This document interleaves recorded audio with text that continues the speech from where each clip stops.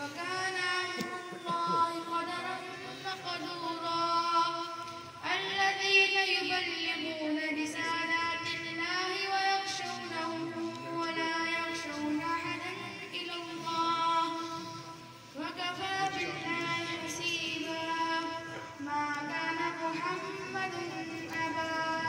أحد من رجالكم ولكن رسول الله وخاتم النبيين آمنت بالله صدق الله العظيم.